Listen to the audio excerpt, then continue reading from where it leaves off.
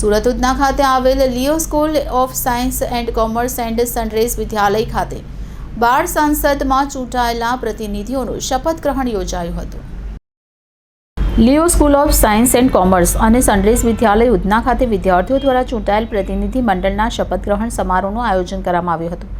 કાર્યક્રમના મુખ્ય મહેમાન તરીકે ડીસીપી ઝોન 2 ભગીરથસિંહ ગઢવી ઉપસ્થિત રહ્યા હતા।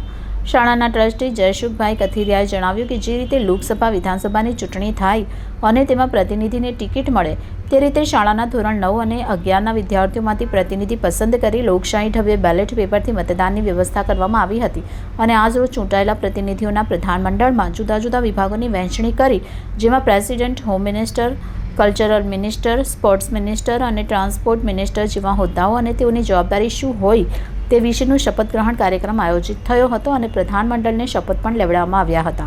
મુખ્ય મહેમાન ડીસીપી ઝોન 2 ભગીરથસિંહ ગઢવીએ તમામ બાળકોને અભિનંદન સાથે શુભેચ્છાઓ પાઠવી હતી અને અનુશાસન, જવાબદારીનું જીવનમાં શું મહત્વ છે તે સમજાવ્યું હતું।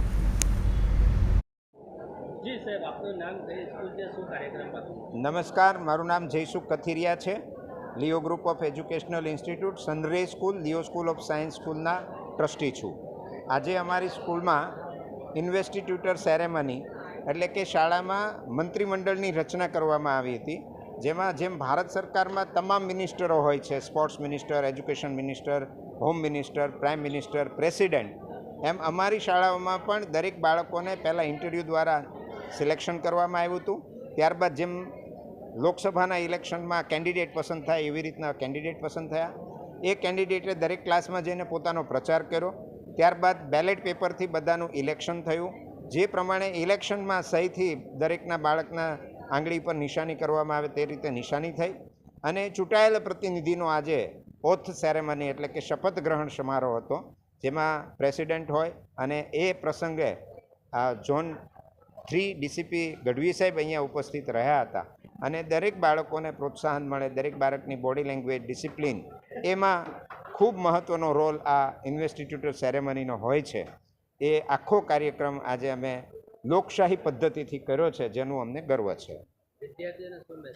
વિદ્યાર્થીઓને અમે એ જ મેસેજ આપીએ છીએ કે દરેકને એક રિસ્પોન્સિબિલિટી હોય છે। હોમ મિનિસ્ટર હોય, પ્રાઇમ મિનિસ્ટર હોય, એમ શાળા લેવલે પણ શાળા એક્સલન્સ બધી બાબતમાં શાળાનું શિક્ષણ અને રિઝલ્ટથી માંડીને દરેક બાબતમાં એક્સલન્સી આવે, એમાં બાળકો સહકાર આપે, એમાં મિનિસ્ટ્રી પોતાનો રોલ ભજવે, એ મેઇન અમારો ઉદ્દેશ્ય હોય છે, સંદેશો હોય છે।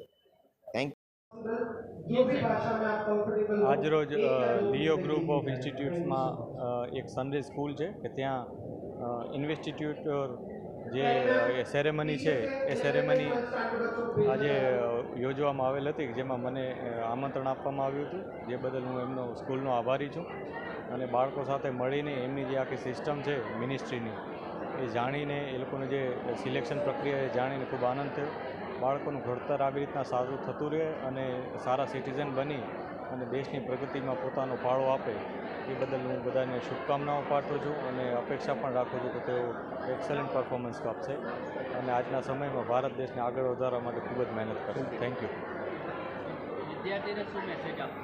તમામ વિદ્યાર્થી મિત્રોને મારો મેસેજ છે કે આપ જે પણ ક્ષેત્રમાં કામ કરતા હો, જે પણ ક્ષેત્રમાં આગળ વધવા માંગતા હો, એમાં એક્સલન્ટ પરફોર્મન્સ આપો, પોતાની મહેનત પૂરેપૂરી આપો, કોઈપણ જાતના ભય વિના, કોઈપણ જાતના સ્ટ્રેસ વિના અને ડિસિપ્લિન મેનરમાં રહી અને આગળ વધો। આપ નિશ્ચિત સફળતા મેળવશો અને ક્યારેક કદાચ કોઈ નિષ્ફળતા કે નાની મોટી સેટબેક આવે તો ડર્યા વગર આગળ વધતા રહેજો અને હંમેશા પોતાના ગુરુજનો, પોતાના જે પરિવારજનો છે એમનું સન્માન કરતા રહેજો અને આ દેશનું નામ રોશન કરજો।